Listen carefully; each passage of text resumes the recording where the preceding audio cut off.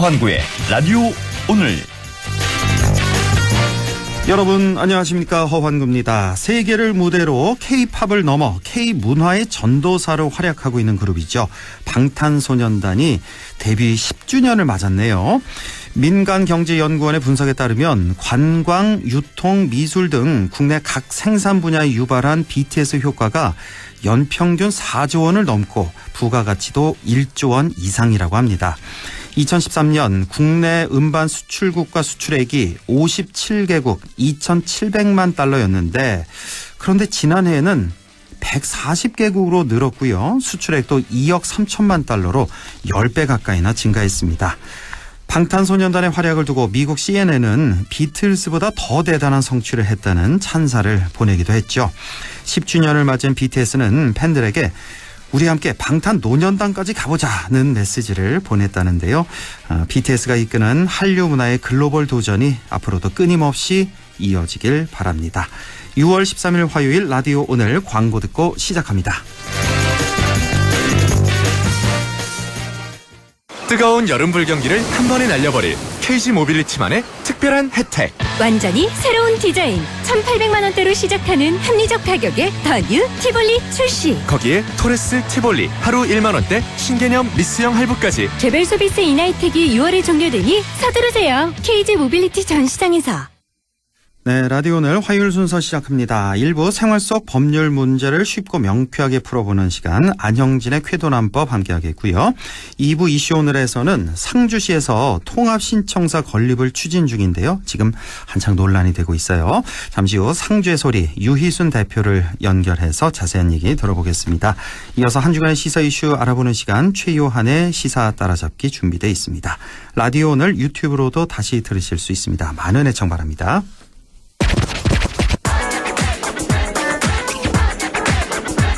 네, 쾌도난법 시작합니다. 오늘도 안형진 변호사 나와 있습니다. 어서 오십시오. 네, 안녕하십니까. 안형진 변호사입니다. 네, 자, 보도에 따르면 캠핑 인구가 700만 명을 넘어서고 있다는 소식인데, TV를 봐도 뭐 자연 속에 살면서 신선한 음식을 요리해 먹는 프로그램들 많이 나오고 있고요.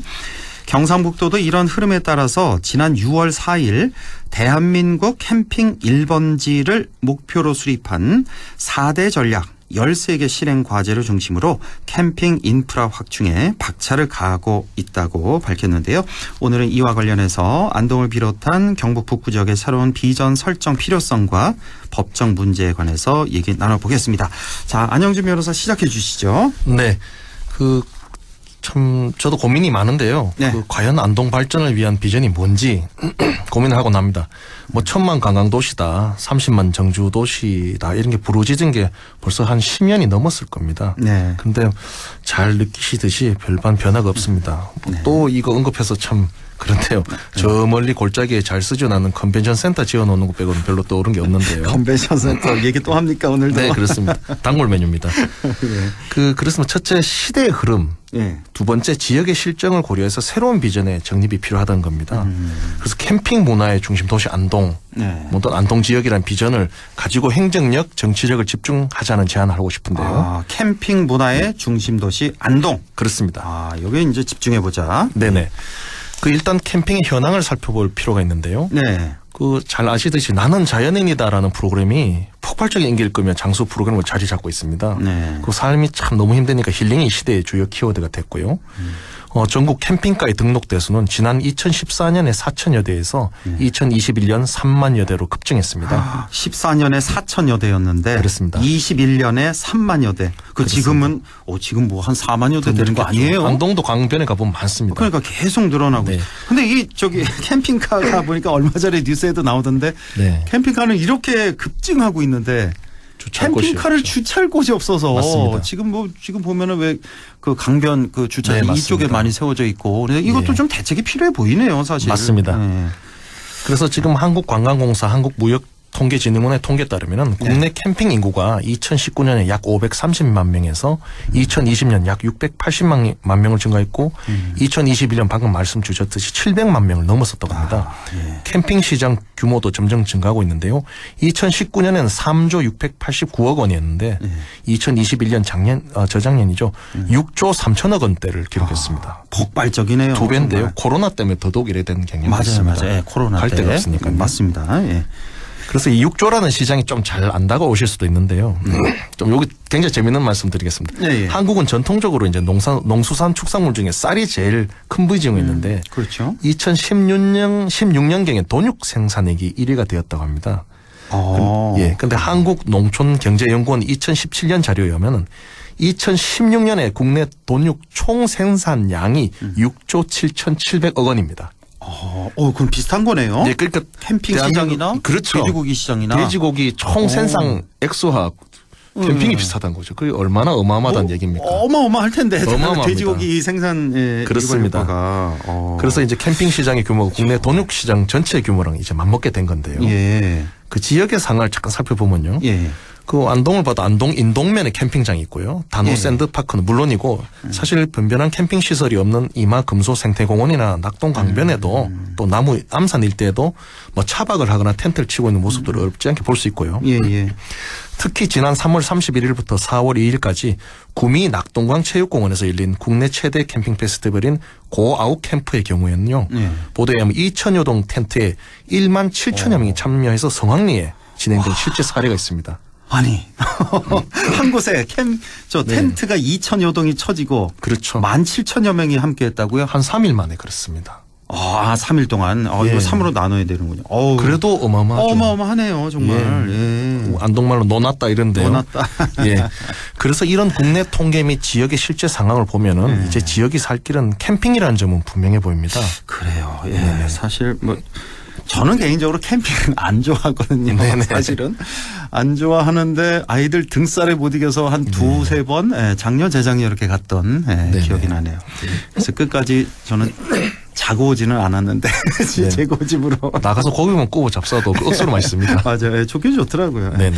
자, 사실 여러 지역에서 이렇게 캠핑 인구 유치하고자 하는 노력 서울 빼놓고 서울도 아마 우리가 몰라서 그렇지 아마 캠핑장이 꽤 많이 있을 텐데. 그렇습니다. 수도권 비롯해서 저희 강원도, 충청권, 우리 경북 아마 전국이 다 이 캠핑 인구 유치하려고 다들 노력을 할 텐데. 자, 이렇게 안동을 비롯한 경북 북부 지역이 비교 우위가 여기에 있다라고 말할 수 있는 점 이게 좀 확실히 좀 있어야 될 텐데. 네, 그렇습니다. 그런 게 좀 있을까요?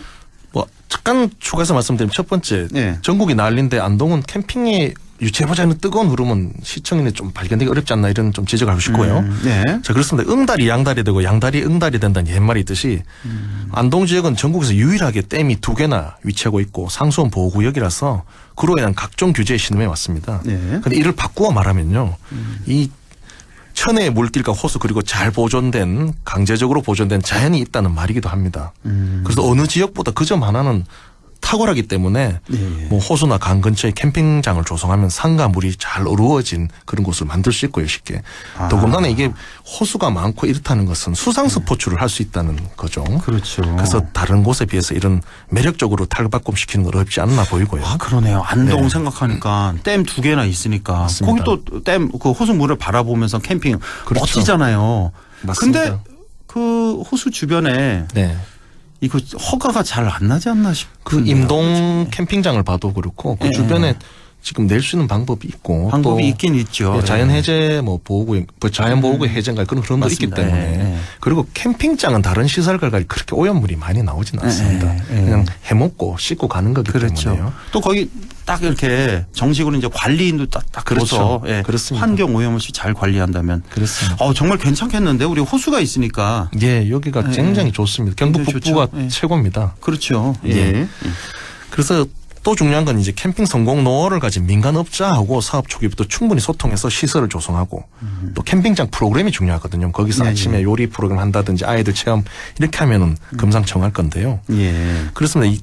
이게 뭐든지 시대의 흐름을 봐야 되는데요. 아까 전국적인 흐름을 보셨지만 지금 경상북도가 적극적으로 나서고 있다는 점을 주목해야 됩니다. 예. 서두에서 말씀 주셨듯이 도가 지난 6월 4일 날 대한민국 캠핑 1번지 목표로 뭐 4대 전략 13개 실행 과제를 세웠고 예. 그다음에 뭐 캠핑 뭐 인프라 확충에 최선을 다하고 있고 캠핑족들의 선호가 높은 저비용의 우수한 시설을 갖춘 공공 캠핑장 공급을 확대한 한편 갇힌 경북 캠핑 관광 활성화 지원에 관한 조례를 제정해서 뭐 캠핑장 제도 개선 및 지원 정책을 추진하기로 했다는 점은 우리 안동 지역이 뭐 청송, 봉화, 영 다 똑같을 겁니다. 예. 발빠르게 이용해야 할 흐름이라는 점입니다. 그러네요. 그 시대적 트렌드가 그렇고 예. 또 안동 등 경북 북부 지역의 탁월한 환경이 그렇고 또 경상북도가 열정적으로 나서고 있다는 점은 이제 모든 조건들이 합이 맞다. 네. 이런 점을 말씀드리고 싶고요. 예. 그리고 또 뭐 교통도 많이 좋아져서 그럼요. 수도권에서 또 뭐 한 두어 시간 이렇게 오면 되니까 두세 네, 시간 그렇습니다. 오면 되니까. 문경 쪽에는 이제 KTX도 곧 뚫리고요. 그렇죠. 또 뭐 고속도로도 당진영도 고속도로 뚫렸고 점점 이제 이런 인프라가 그 SOC들은 갖춰지고 있습니다. 그렇죠. 예. 그래서 접근성 개선되기 때문에 모든 합이 지금 맞아떨어지고 있어서 이런 상황에 맞게 설정을 해보자 이 얘기고요. 예. 그렇습니다. 정신문화의 수도 항일 독립운동 성지 다 좋은데요. 네. 좀 냉정하게 볼 필요가 있습니다. 그것을 보러 관광객이 오는 건 한계가 있습니다. 체류하지도 않는다는 냉엄한 현실을 좀 직시해야 되고요. 하기야, 예. 예. 잠깐 둘러보고 가는 관광객이 많을 테니까. 그렇죠. 예, 이런 뭐 건. 예. 외지인들이 유교를 관광하러 안동 뭐 영주에 온다? 그거 드뭅니다 사실. 그리고 솔직히 젊은 세대는 관심도 좀 없는데요. 예. 안동 유교랜드의 적자 누적 상황을 보면 명백한 사실입니다. 예. 경상북도 곳곳에서 진행된 또는 진행되고 있는 3대 문화권 사업이라고 있는데요. 이게 거의 다 적자 사업이 되고 그마저 관광 유발 효과도 미미해서 각 지자체마다 근심하고 있다는 점은 어제 오늘의 사실이 아니고 보도도 억수로 났습니다. 검색창에 3대 문화권 적자 쳐보시면 기사가 수두룩하게 나옵니다. 혹시 아까 저 안동 컨벤션 센터 이것도 3대 문화권 사업 그것도 안에 그거의 있는 일환입니다. 거죠? 예, 일환이죠. 그렇습니다. 예. 뭐 냉철하게 지금 짚어주시는 거예요. 냉철하게 예. 우리가 유교를 뭐 싫어하자 이런 얘기가 예, 아니라 그렇죠. 유교하고 항의를 관광 소재로 삼기에는 맞아요. 매력이 좀 떨어지죠. 그러니까 한때 그 왜 임청각 한 3, 4년 전쯤 됐나? 왜 문재인 대통령이 네, 내려오고 맞습니다. 막 그때 한참 왜 임청각이 관심 많이 받았는데 그래서 관광객들도 보러 많이 왔어요. 근데 보는 것도 솔직히 뭐 30분, 1시간이면 충분히 다 보고 이제 가게 되니까. 그렇죠. 가서 여기가 석주 이상영 선생님 계셨구나. 그러니까요. 또 노블레스 오블레즈구나. 그런데 뭐 이쁜 것도 없고 이랬나 뭐 이러면서 좀 그러니까. 재방문율이 낮은 건 사실이에요. 맞습니다. 예, 한두 시간 보고 훌 예. 떠나가고. 근데 대신에 반대로 캠핑 같은 캠핑 산업은 그렇죠. 무조건 자니까 웬만하면 자니까 무조건 자야 머무르고 됩니다. 캠핑은 자는 거죠. 그러니까 경제 유발 효과가 상당한 그리고 그 거죠. 주변에서 다 사서 먹게 그렇죠. 됩니다. 아무래도 예. 그렇습니다. 예. 그렇습니다. 이게 무엇이 일반 대중을 매료시키는가에 대한 시대의 흐름을 봐야 되는데요. 예. 딱 볼 수 있는 바로미터가 TV의 종편 예능 프로그램입니다. 예, 요즘에 뭐 그렇죠. 그렇죠. 왜 캠핑 뭐 그런 것도 예. 참 많이 하고 그렇습니다. 먹방 같은 것도 참 많이 하고. 딱 키워드가 자연인 예. 그리고 먹방이라고 할 수 있는데요. 뭐 유튜브도 상당한 것 전부 같아요. 이거 뭐 자연인 뭐 가서 뭐 배우기 릴스까지 나오고 이런데요. 예. 생존하는 거. 자, 이제 유교 양반 프로그램은 거의 없다는 점을 또 한편 목도할 수 있습니다. 정말 그러네요. 예. 예, 딱 보이면 보입니다. 그래서 지역의 관광 비전, 발전 비전을 유교 내지 양반에 자꾸 이제 그런 기반을 둔 패러다임에서 이제 과감하게 벗어나야 된다는 점인데요. 예. 그렇습니다. 유교 문화는 잘 개성 발전시키고 그건 그거고 이건 별도로 지역 주민들의 살림살이에 옳게 도움이 되는 비전이 필요하다는 건데요. 네. 그게 바로 캠핑 문화의 중심 도시 안동, 뭐 캠핑 문화의 중심 도시 뭐 영주 이렇게 가보자는 거고요. 하기야 그러네요. 우리 예. 왜 안동의 대표 안동 딱 하면 생각나는 게 뭐 하회마을 도산서원이잖아요. 그렇죠. 이쪽에도 캠핑장을 좀 어떻게 그렇죠. 그 호수 근처도 좋고 맞습니다. 이런 데도 딱 캠핑장을 조성하면 그렇죠. 깨끗하게 해놓으면은 맞습니다. 굉장히 많이 유치할 수 있을 것 같네요. 그럼요. 정말. 그 3대 문화권 사업한다고 그 오지에 막 3, 4천 들어서 지는 것보다는 딱 옳게 캠핑장만 지어놨어도 많이 오죠. 왜냐하면 왔던 사람이 또 방문할 가능성이 많으니까 캠핑장에 캠핑입니다. 예, 주위 사람들 많이 데려올 수 그렇죠. 있고 근데 뭐 하회마을 도산성 같은 경우는 한번 이렇게 방문하고 보고 가면은 뭐 10년 내에는 다시 오기는 좀 힘든 재방문율이 매우 떨어지는 관광지입니다. 그러니까 그런 주위에다가 근처에다가 이런 걸 지어 놓으면은 모아놔야 된다는 그렇죠. 점입니다. 모아놔야죠. 예, 그게 중요합니다. 청송도 보면은 중앙산 옆에 리조트 있고 한옥마을 있고 고기 먹을 데 있고 그렇죠. 집중돼 있는 그게 관광 단지거든요. 꽃밭도 있고 예, 빨갛게 예. 조성해 놨는데요. 그렇게 우리도 모아놓자는 겁니다. 저 멀리 떨자 놓지 말고요. 예, 알겠습니다. 예. 그렇습니다. 이제 이게 체류형 관광인데요. 예, 그래서 예. 옳은 비전을 좀 정립하고 행정력 정치력을 집중해 보자. 네. 그런 이제 구체적으로는 이제 지원 조례를 경북도처럼 안동시나 기초자치단체도 만들어서 힘을 모아보자라고 제안드리고 싶은 거죠. 예. 자, 지금까지 안동시를 사랑하는 우리 또 경북 북부 지역을 사랑하는 안영진 변호사의 제안이었는데 사실 이 시간을 통해서 안 변호사가 제시하는 뭐 의제, 비전 이런 게 몇 가지가 지금 생각이 나요. 네네. 제일 먼저 생각나는 게 그 상급병원 빨리 네. 유치해야 된다. 네. 네. 이 얘기도 생각나고 지난주에 있었죠. 학교 시설 그 활용을 잘 해보자. 예, 이거 상시 개방하자. 그러니까 예. 그리고 오늘 또 캠핑 도시까지 또 예산 집행 얘기도 했었죠. 그 왜 보도블록 같은 거 자꾸 네. 그런 데다 예산 쓰지 말고 그 돈 아껴서 학생들 뭐 해외 연수 많이 좀 보내주자. 네, 그렇습니다. 예, 여러 가지 뭐 비전들 이런 제안 기억이 나네요. 네, 오늘은 이렇게 캠핑 문화. 예. 우리 안동을 더 이상은 뭐 유교 문화 이쪽도 좋지만 물론 이쪽도 발전시켜 나가야겠지만 네. 캠핑 문화 쪽으로 한번 눈을 돌려보자는 그런 맞습니다. 제안을 했습니다. 네. 오늘도 참 참신했습니다. 네. 네. 안 변호사님. 항상 고민하고 공부하고 있습니다. 예. 우리 지역 살아야 됩니다. 네. 자, 지금까지 안형진 변호사와 함께한 쾌도 남법이었습니다. 고맙습니다. 감사합니다. 네. 라디오 오늘 2부에서 뵙겠습니다.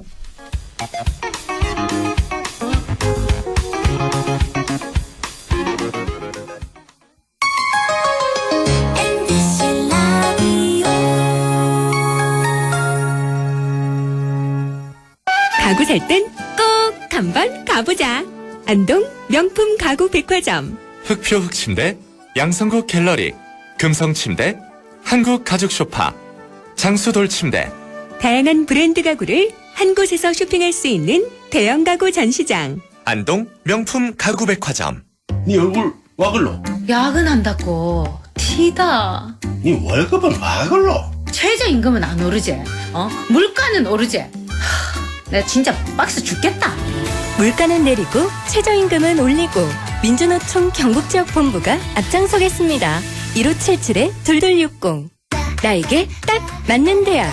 나에게 꼭 맞춘 대학. 나만의 경쟁력을 원한다면 안동과학대학교로 오라. 시대에 딱. 취업중심 실전학과. 학생의 꼭. 현장중심 실무교육. 취업에 맞춤. 내 꿈에 맞춤. 나의 드림핏. 안동과학대학교. SNS 매너가 무너진 세상. SNS 매너 권법을 익혀라. 조상권. 타인의 얼굴을 보호하는 스티커 매너. 저작권. 합법적인 음원 체크. 영화 작품 유료 폰트 등을 함부로 쓰지 않는 매너. 상표권. 상표 대용 판매는 불법. 비매너. 이것이 SNS 고수의 매너 권법. 매너를 지켜야 SNS가 즐거워요.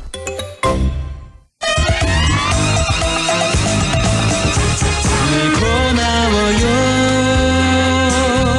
우린 친구예요. 함께 노력하는 MBC와 함께 100.1 MBC 라디오. 네, 6시 23분 34초 지나고 있네요. 라디오 오늘 2부 이슈 오늘 시작합니다. 상주시에서 통합 신청사 건립을 추진하고 있습니다. 상주시는 지금까지 모두 3번 신청사 건립 시도가 있었지만 이루지 못했는데요. 최근 상주시는 현 청사 인근인 낙양동 구 잠사 곤충사업장 일대를 통합 신청사 건립 부지로 결정한다고 공식 발표했습니다. 하지만 신청사 건립에 반대하는 시민 모임도 등장하면서 계속해서 논란이 되고 있는데요.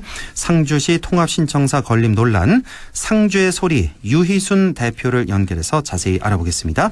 유희순 대표님 안녕하십니까? 네, 반갑습니다. 예, 반갑습니다. 네. 지난달이었죠. 상주시에서 현청사 인근 낙양동 일대를 통합신청사 부지로 결정한다고 공식 발표했는데요. 이 건립을 두고 찬반 양론이 지금 상당히 뜨거운 그런 상태. 우리 안동 MC 뉴스를 통해서도 보도가 지금 됐었는데, 자, 오늘은 좀 중립적인 관점에서 이번 논란을 좀 짚어보겠습니다. 자, 우선 상주시 입장부터 좀 정리를 해보죠. 이 상주시에서 신청사를 건립하기로 한 것은 어떤 이유에서였죠? 현 상주시 청사가 이제 준공한 지 35년이 지나서 많이 노후화되었고 또 정밀 안전진단 검사를 받으니까 C등급이었다고 합니다. 아하, 예. 그리고 현재 이제 내진 설계가 미적용돼서 안전상의 문제가 대두되고 있다. 또 이제 공무원 수가 지속적으로 증가함에 따라서 업무 공간이 많이 부족한가 봐요. 예. 그래서 2개 부서가 이제 외부 사무실을 임차해서 사용을 하고 있다고 하고 또 이제 별관에는 엘리베이터와 같은 장애인을 위한 편의시설이 없어서 네. 장애 민원인들이 불편을 겪고 있다고 하고 또 이유가 많은데요.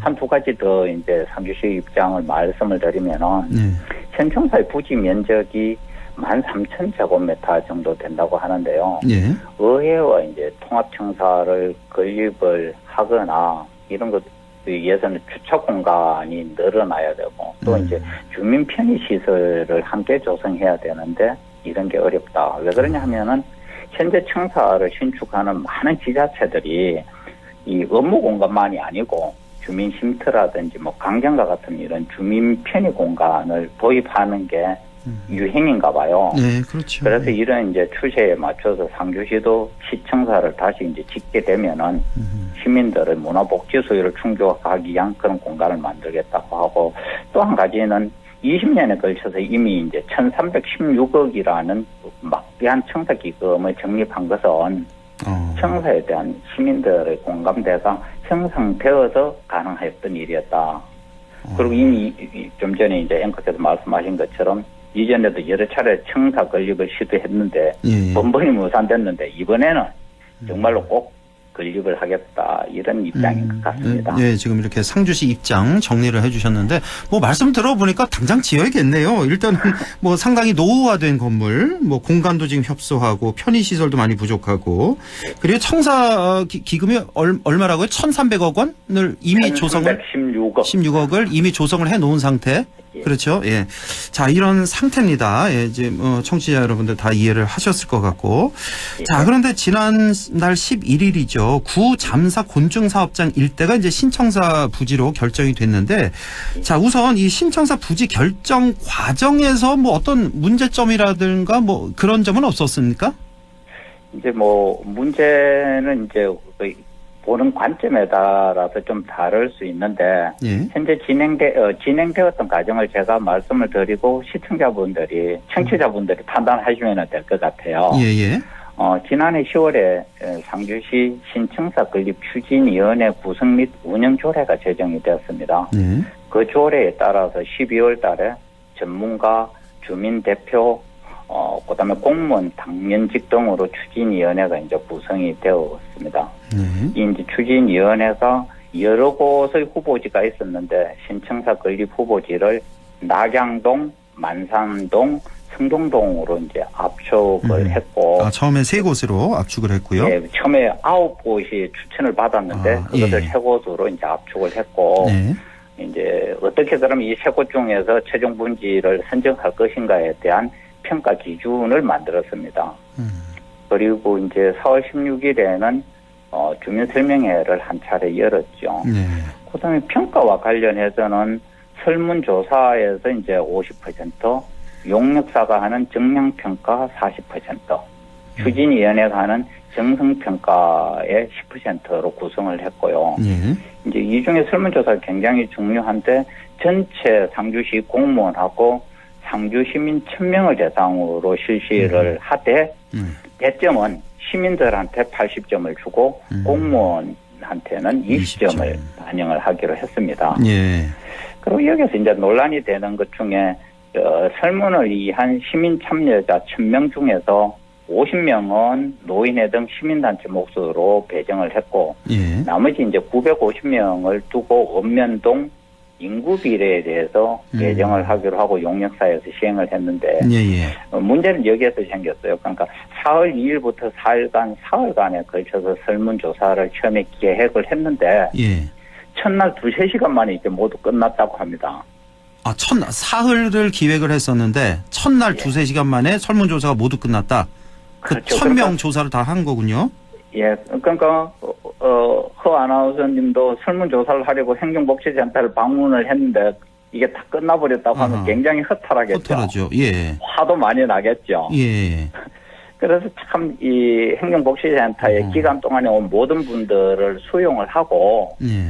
점수를 읍면동 인구 비례에 따라서 처음 배정한 대로 했으면은 하는 그런 아쉬움이 남는 대목입니다. 아, 그렇군요. 실제로 뭐 조사를 했는가 이런 거에 대해서는 잘 모르겠는데 제 생각에는 그런 것보다는 이래 발길을 돌려야 됐던 분들이 갖는 불만이 크지 않을까 이렇게 조심스럽게 생각해 봅니다. 네, 우리 유희순 대표가 이제 지적하는 게 여러 가지 뭐 조례 제정이라든지 뭐 추진위 구성, 주민 설명 이런 건 뭐 다 괜찮았는데 설문조사 과정에서 원래는 4월 2일부터 4일까지 설문조사 기간이었는데 첫날 2-3시간 만에 조사가 다 끝나버려서 민의가 제대로 반영이 됐을까 하는 그런 아쉬움, 그런 게 좀 있다는 말씀이시고, 자, 우리가 지금 첫 질문에서 이제 상주시의 입장을 정리를 해봤는데 지금 보면은 그 상주의 시민단체 행복 상주 만들기 범시민 연합이 결성되면서 신청사 건립에 지금 반대하고 있단 말이에요.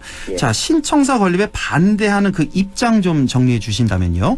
예, 이분들의 주장은 그렇습니다. 2001년에 이제 상주시 통합청사 건립을 위한 기금 적립이 시작이 됐거든요. 예. 이때 이제 상주군청이었던 현 무양청사와 상주시청청사인 남성청사의 통합을 위해서 기금을 적립하고 조례를 만들었는데 이게 10년 전에 남성청사로 통합이 되었기 때문에 통합청사 건립은 이미 완성이 되었다. 그러니까 상주시에서 주장하는 의회청사와 시청사 통합을 위한 기금 조성은 아니었다라는 게 이분들의 주장이고요. 예. 또 이제 환경이 변했다는 겁니다. 기금 조성 당시 상주시의 인구가 14만이었는데 지금은 10만도 안 된다. 그리고 이제 현재의 감소 속도라면은 20년 후에 상주는 소멸된다는 게 KDI나 경북연구원의 발표라고 합니다. 예. 그러니까 시청사 이런 것 같은 공공건물을 한 100년은 내다보고 지어야 되는데 지금 확장 이전은 옳지 않다. 그리고 이제 현 이전 예정지가 청사로부터 한 200여 m 떨어져 있다고 하거든요. 예. 그러니까 막대한 예산 투입 대비 효과가 떨어지는 사업이고 상주시가 주장하는 주차장 부족 문제, 업무 공간 부족 문제 이런 게 부족하다면은 현 위치에서 확장 정축해도 된다는 게 이분들의 주장입니다. 그리고 이제 상주시장은 공공기관 유치에 대비해서 시청을 옮긴다고 하는데 공공기관 이전에 대한 어떠한 약속도 없는 것으로 안다. 그런데 이전부터 추진한다. 이게 옳지 않다는 거고요. 또 이제 하나는 상주시가 유사 이래 손수 시비 무려 1,500억을 들여서 이제 사업을 이렇게 한 경험도 없다. 그리고 상주시를 위한 매우 중요한 사업인데 민주적 절차와 사회적인 합의, 즉 시민의 합의가 없었다는 게 이분들의 주장입니다. 그래서 시청사 이전 계획은 전부 다 원천무효라는 게 이분들의 주장이기도 합니다. 그렇군요. 이분들 이제 반대하는 입장. 글쎄요, 지금 이렇게 쭉 들었는데 뭐 한 7, 8가지는 돼 보이는데 하나하나 다 좀 일리 있는 그런 목소리로 지금 들립니다. 뭐 기금 문제부터 해서 뭐 인구 점점 감소하는 그런 환경 변화, 예산 낭비 뭐 등등 사회적 합의도 좀 부족하지 않냐. 자, 이렇게 이유를 들어서 반대하고 있는데 그래 또 하나가 왜 지금 신축 이전 부지 그 구 잠사 곤충 사업장 일대 여기가 좀 부적합하다는 그런 주장이 있는데요. 이거는 왜 그런 겁니까? 왜 부적합하다는 겁니까? 이런 것 같습니다. 그러니까 이제 상주 시민들이 반대한다고 해서 똑같은 이유로 반대하지 않고 찬성한다고 해서 그 찬성의 이유가 같지 않더라는 겁니다. 아, 그렇겠죠. 그러니까 사람마다 이거와 관련해서 너무 또 생각이 다르다는 걸 먼저 말씀을 드리고요. 예. 반대하시는 분들의 주장은 현청사와 거리가 가깝다. 조금 전에 말씀드린 것처럼 예산 대비 투입 효과가 매우 떨어진다는 그런 주장이고요. 예. 또 하나는 이제 도심 확장이나 타도시와의 통합 등도 고려해야 된다는 거죠. 예를 들면은 상주와 의성하고 이제 소멸화되어 가니까 예. 합칠 수도 있고 상주와 문경이 합칠 수도 있는데 그런 것들을 고려해서 그 시점에 시청사 이전 부지를 선정해도 늦지 않다는 그런 뜻이고요. 예. 또 이제 하나는 풍수적으로 옳지 않다 이런 주장을 하는 분도 계십니다. 아, 그렇군요. 뭐 하여간 이유가 이거 말고도 상당히 많을 겁니다, 아마. 그래서 몇 가지만 소개를 해 주셨고. 자, 그리고 뭐 면적도 현청사에 비해서 뭐 그렇게 뭐 크지도 않고 주택 밀집 지역이고 주차 문제 뭐 등등 이런 것도 있다. 차라리 옮길 거면 외곽으로 나가자 이런 의견도 좀 있다면서요. 예, 그런 것 같습니다. 그러니까 이제 현재 상주시 청사 부지가 13,000제곱미터 정도 된다고 합니다. 예. 근데 이제 이전 예정지가 3만 제곱미터니까. 많이 크군요. 예. 면적이 2배가 넘으니까 2배 부지가 넘네요. 면적이 협소하다. 이 뜻은 저는 그렇게 받아들였어요. 면적이 협소하다기보다는 상주시라든지 이제 공공기관에서 가지고 있는 면적이 적지 않은가, 공공용지가 많지 않다 그런 뜻으로 이해를 했고요. 예. 또 이제 이전 예정지가 주택 밀집 지역, 즉 주변이 단독주택 지역입니다. 네. 그러다 보니까 이제 그 시청을 건립하게 되면 토지 보상 문제가 이제 많아지겠죠. 아하. 이런 것들에 대한 지적으로 저는 이해를 했고요. 예. 그다음에 이제 뭐 주차 문제 같은 경우는 주차장 부족 등의 이유가 청사 이전 계획의 큰 이유거든요. 예. 그러니까 오히려 청사를 건축하게 되면은 주차 문제는 해결되지 않을까요? 그러니까 요즘 건축을 하면서 주차 공간 확보는 필수니까 갓길 주차 이런 건 오히려 줄어들지 않을까 이런 또 생각도 그렇죠. 해봅니다. 예. 제가 그 현장을 가보지 않아서 잘 몰라서 그런데요. 우리 유희선 대표님은 현장 가보셨죠? 그렇죠. 우리 구잠사 곤충 사업장. 그래요. 대략적으로 이건 뭐 정확하지 않아도 됩니다. 이 주택 밀집 지역이라고 하는데 대략적으로 몇 가구 정도나 이렇게 될까요? 그 일대가 그냥 눈찜작으로. 이제 주변이 그러니까 뭐 우리 북부권의 그 중소도시의 일반적인 형태하고 같습니다. 그러니까 뭐 단독주택에 2층 건물 2층 슬라브 집 뭐 이 정도죠. 주변에 이전 예전 부지에 소규모의 아파트 한 동이 있고 연립주택 한 2동을 제외하고는 다 단독주택입니다. 그러니까 그 정확하게 가구 수는 제가 말씀드리기가 좀 그런데요. 그렇죠. 그러니까 뭐 인구가 어느 정도인지는 알겠습니다. 네. 자, 시간이 많지 않아서요. 지금 강영석 상주시장은 입장이 그냥 계속 이렇게 결정된 대로 밀어붙이겠다 이런 입장인가요? 그렇습니다. 그러니까 6월 1일 강영석 시장이 담화문을 발표하면서 청사 건립에 대한 의지를 다시 한번 강조를 했습니다. 강하게 밀어붙이겠다. 이 담화문 내용을 잠깐 소개를 하면은 청사 건립 부지가 낙양동으로 결정된 것은 의회의 심의를 받아 조례에 따른 추진위원회의 협의로 결정된 민주적 의사결정이었다. 그러니까 반대단체에서 이야기하는 내용에 대한 반박이죠. 또 이제 먹고 살기 어려운 시점에 청사를 건립하는 것은 시기상조라는 주장에 대해서는 언제 시작을 해도 찬반은 있다. 그렇죠. 그렇게 되면 청사 건립은 뭐 영원히 신축할 수 없으니까 지속적으로 추진하겠다. 알겠습니다. 마지막으로 이 대목은 이제 예전에는 도심을 확장해서 개발을 했는데 지금은 도심 기능 강화와 도심 공동화 방지를 위해서 힘을 기울일 때다. 그러니까 청사가 외부로 나가는 것은 옳지가 않고 그러니까 도심에 두는 게 옳고 현청사 주변을 복합 개발하겠다. 압축 도시를 형성해서 정말 살기 좋은 동네를 만들겠다는 게 예. 강남시 시장의 주장입니다. 그러니까 뭐 결정대로 추진하겠다. 그러니까 이게 사실 뭐 다 장단점이 있는 문제이기 때문에 이게 뭐 정답이 없는 문제이기 때문에 선택의 문제이기 때문에 지금 뭐 사실 뭐 상주 시민들 뭐 주민 이게 좀 점점 이 갈등이 커져서 주민 갈등이 원인이 돼서는 안 될 텐데 이 통합 신청사 건립을 둘러싼 논란 이거 어떻게 풀어 나가야 된다고 생각하십니까? 마지막 질문 되겠습니다. 네. 시내에는 이제 뭐 청사 건립 반대와 찬성하는 뭐 현수막이 넘치고 있습니다.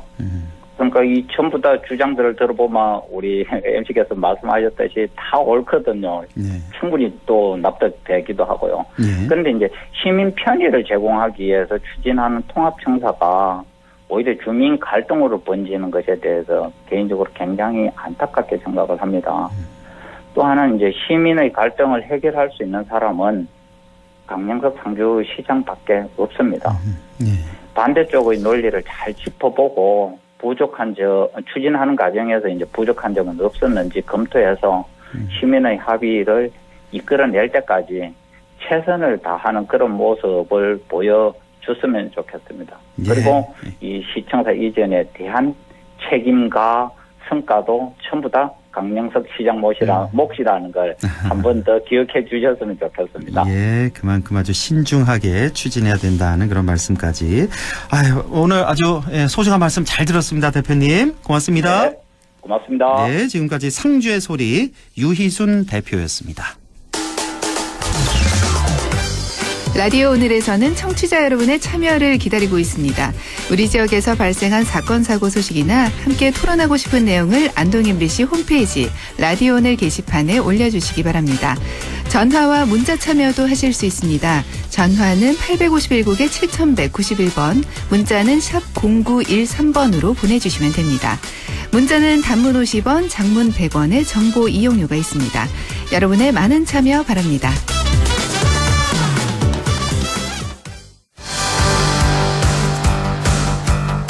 네, 최유한의 시사 따라잡기 시작합니다.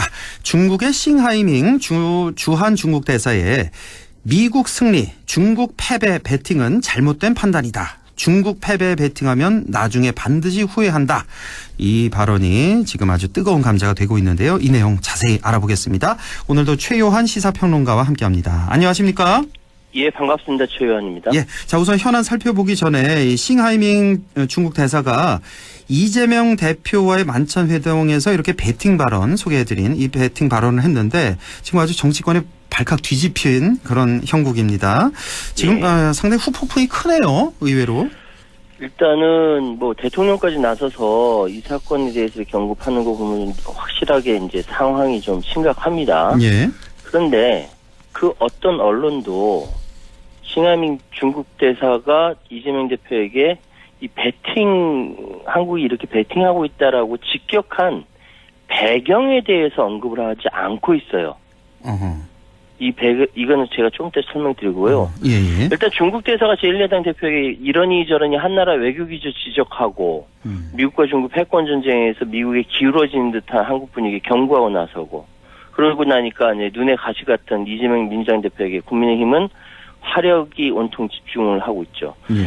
특히 국민의힘 쪽에서는 싱하이밍 대사에 대해서 페르소나 논 그라타 지정이라는 조치를 적극 검토해야 된다라고 얘기하고 있는데 예. 여기서 페르소나 논 그라타라는 것은 환영받지 못하는 인물이라는 의미의 라틴어입니다. 예. 외교 관계에서 이 페르소나 논 그라타로 지정한다면은 주재국은 언제든지 이유를 설명할 필요 없이 공관장이나 기타 외교관을 페르소나 논 그라타로 파견국에 통보하고 그럼 파견국에 지정된 외교관 본국으로 소환해야만 합니다. 그러니까 즉 싱하이밍 대사를 내쫓아야 된다 이렇게 예. 주장하고 있는 것이죠. 이게 빈 협약에서 결정된 이 내용이군요. 그러니까 맞습니다. 예. 예. 우리가 나가라 그러면 나가야 되는 거군요. 예, 맞습니다. 대사가. 예. 그러니까 지금 보면 이제 국민의힘 쪽에서 이제 추방 얘기가 자꾸 나오고 있는데 바로 이 내용이었군요. 그러니까 예. 페르소나 논 그라타라는 거. 예. 자, 싱 대사 발언이 이렇게 알려지자 외교부가 싱 대사를 불렀죠. 뭐 초치라고 하죠. 이런 걸 불러서 예. 이제 이거 너무 부적절한 처사 아니야, 발언 아니냐, 외교사절 본분에 벗어난 거 아니냐 이렇게 경고했다면서요. 그러니까 방금 말씀하셨던 이것을 초치라고 하는데 예.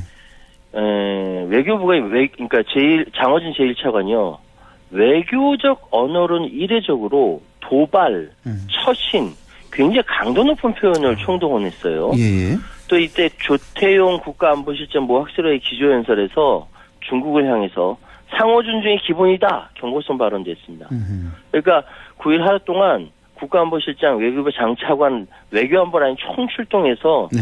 중국 싱하이밍 대사에 대해서 비판을 쏟아낸 것이죠. 우린 이렇게 조치를 했고 중국도 가만히 있지 않았던 게 그렇죠. 지금 주중 우리 대사죠. 우리 대사 이제 불러서 물론 뭐 초치보다는 한 단계 낮은 수위 뭐 약견이라고 하나요? 예, 이거를 조치를 했다. 일단은 불러서 우리 정재호 주중 한국 대사 불러서 역시 항의했다고요.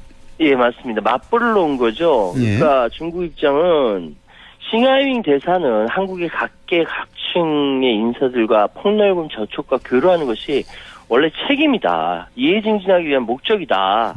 이렇게 이제 그런데 이렇게 초치까지 하는 건 너무 심하다라고 하면서 항의를 했습니다. 예. 맞불 차원의 조치라고 생각이 됩니다. 예, 그렇죠. 예. 자, 이런 상황, 중국과의 이런 상황, 뭐, 물론 바람직하지 않은 그런 상황인데, 자, 싱하이밍 대사가 왜 배팅 발언을 했는가? 아까 처음에 그 배경이 중요하다고 하셨는데, 네. 그 배경을 좀 설명해 주시죠. 왜 이런 발언을 했는지. 지금 오늘 말씀드린 가장 중요한 거예요. 네. 자, 미중 패권 경쟁의 상황, 그리고 그 속에서 우리나라가 어떤 태도를 취해야 하는가, 굉장히 복잡 미묘한 현실을 해석할 수 있는 것이 바로 싱하이밍 대사가 발언한 이 배팅 발언인데 네. 이걸 이해하기 위해서는 미국의 대중국 전략 핵심 무엇인가 살펴보는 것이 굉장히 중요합니다. 예. 대체적으로 우리나라 언론들은요, 미국과 중국이 전면적으로 대결을 벌이고 있고 심지어 군사적 충돌까지 우려가 된다. 막 이렇게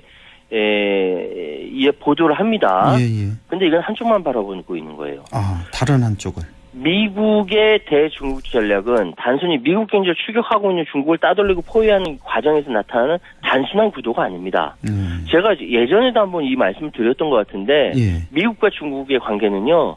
상대방을 쓰러뜨리기 위해서 서로 껴안고서 등을 핥히는 관계입니다. 아. 껴안고 있었다가 쓰러지면 어떻게 됩니까? 자기 자신도 쓰러지죠. 아, 예. 그러니까 공격을 하기 위해서 등을 핥히고 있는 거예요.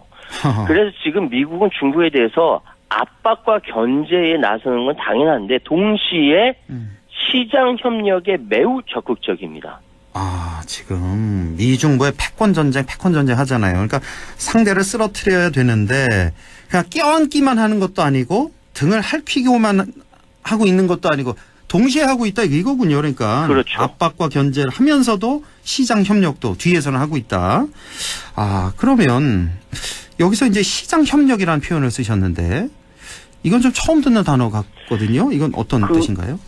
지금 잘 생각해보면 미국은 우크라이나는 물론이고요. 네. 동아시아, 유럽에 각종 미사일, 첨단 무기, 호주에는 13척의 핵잠수함 배치했어요. 네. 한국에서는 이제 그 한반도에서는 한미일 군사 공조 미국의 주권 전략 이거 하고 있고요.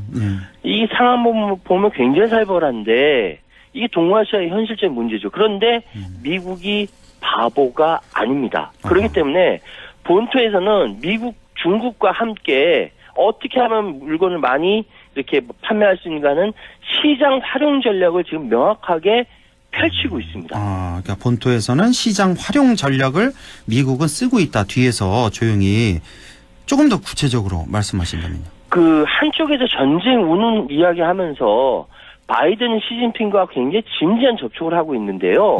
이거는 싸우기 위해서 접촉하는 것이 아니라 그들 간에 벌어지고 있는 이 갈등과 협력의 수위를 가늠하기 위해서 그 수위를 조정하기 위해서 접촉을 하는 거예요.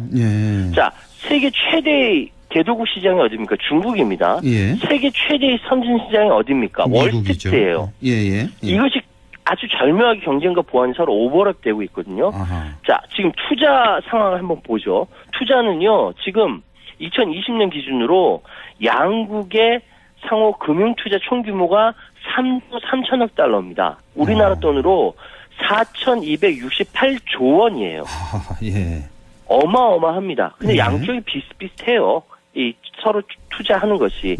물론 미국이 조금 많다라고 하는데 그거는 이제 중국에 투자할 때 홍콩과 케이맨 군도도 여기에 조세협의 국가를 이용하기 때문에 예, 여기 통계에 좀 차이가 있다는 것뿐이고요. 직접 예. 투자 보면요. 예. 애플과 테슬라, 월마트 다 중국에 들어가 있어요. 그렇죠. 예. 예. 누군가 이제 애플의 CEO 팀쿡한테 물어봤습니다. 중국제 아이폰에 미국 부품도 있느냐라고 하니까 팀쿡이 얘기하기를 유리판은 다 미국제다. 유리판만. 아이폰 95%가 다 중국에서 나오는 겁니다. 아, 그래요. 자, 무역은요. 트럼프 정부 이래 무역이 연평균 6,500억이 넘었고요. 바이든은 더 늘었습니다. 7,500억 달러 증가했어요. 예. 그 전쟁 난다라고 얘기하면서 이렇게 증가시킵니다. 미국 기업의 3분의 2가 중국이 최고 시장이라고 얘기합니다. 그러니까 나갈 생각 안 해요. 그렇죠. 이게 2022년 5월 자료입니다. 지금 중국과 미국은요. 서로 압도적인 미국이 우위에 있지만 중국이 성장한 이른바 미중 다원화 시대가 도래할 것이다. G2 전성기가 올 것이다라고 보는 전문가가 점점 늘고 있어요. 이게 현실입니다. 그러니까요. 이렇게 서로 표면적으로는 서로 으르렁거리고 싸우고 우리나라를 향해서도 중국하고 친하게 지내지 마 이거 아닙니까? 그렇죠. 그런데 뒤로는 이렇게 어마어마한 규모의 서로 이런 규모 투자 협력 관계를 하고 있다라는 거. 네. 아까 뭐 4,000조가 넘는다고 했는데 한 해. 이게 우리나라 한 GDP가 2,000조 아닙니까? 그렇죠. 그거 2배나 이렇게 협력 관계를 유지하고 있다는 거 뒤로.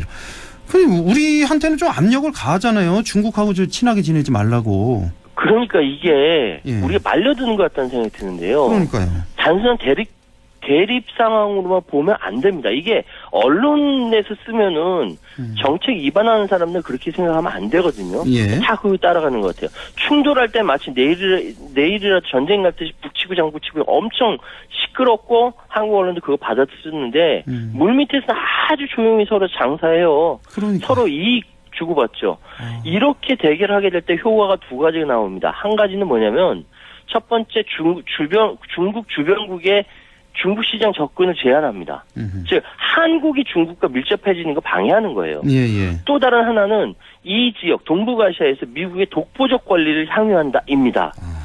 지금 인플레이션 감축법도 마찬가지고 반도체도 마찬가지고 우리나라가 세계 최대 반도체 수출국이고 중국이 세계 최대 반도체 수입국인데 이게 망가지는 겁니다. 그렇네요. 자, 이런 상황인데 자, 그럼 우리나라는 어떤 스탠스를 취해야 될까요? 좀 간략하게 해주셔야 되겠네요. 시간이 많지 않아서. 53분 30초까지 할게요. 예, 54분까지 괜찮습니다. 예. 지금 우리가 한중 수교 30주년 지나면서 7천억 달러가 넘는 흑자를 우리가 가지고 있어요. 이렇게 그래서 세계 3050 클럽에서 7위로 올라섰습니다. 일본까지 제쳤어요. 네. 근데 지금 굉장히 이렇게 미묘한 상황이 있잖아요. 예. 한 세 가지 정도 말씀드릴게요. 첫 번째, 친미 협중에 찍은 방점을 걷어들여야 합니다. 내년 총선을 앞두고 이념으로 유권자표는 모을 수 있겠지만 자칫 시기 놓치게 되면 이런 말할 수 없는 나락에 떨어지게 됩니다. 네. 두 번째, 무슨 수를 쓰든 미국과 서방 대 중국과 러시아 대결 구도에서 우리는 빠져나와야 돼요. 이게 앞으로 한반도 평화뿐만 아니라 우주산업 분야 과학기술 경쟁에서 우위를 점하는 필수 코스입니다. 러시아가 과학기술 굉장히 발전되어 있는 나라거든요. 여기와 척지면 안 됩니다. 네. 마지막 세 번째, 좀 가장 부러운 게 미국의 이 치밀한 양면 전략. 너무너무 부럽습니다. 이걸 아주 좋은 교재를 삼고 제대로 배워야 합니다. 심지어 예일대 폴 케네디 교수는요. 우리나라더러 미중 양국에 대한 외교 역량 최고 수준을 올려라. 싱하이밍 대사가 지금 많이 욕을 먹지만 알고 보니까 싱하이밍 대사가 한국 대사로 올 때 직급 났다 비판의 목소리 있었지만 한반도의 중국 최고 전문가예요. 싱 대사가. 이 중국 최고 전문가를 한국에 보내는 건 중국이 한국에 대해서 그만큼 중요하게 여긴다라는 것이죠. 예. 싱하이밍 대사가 기자회견할 때 한국말로 합니다. 그러니까 한국말 잘하더라고요. 예. 그만큼 한국에 대해서 정확하게 알고 있다는 거죠. 자, 이렇게 세 가지 제안을 해주셨는데 하나하나 다 듣고 있는데 지금 우리 정부는 그 반대로 가고 있다는 그런 느낌을 지울 수가 없다는 그런 말씀 드립니다.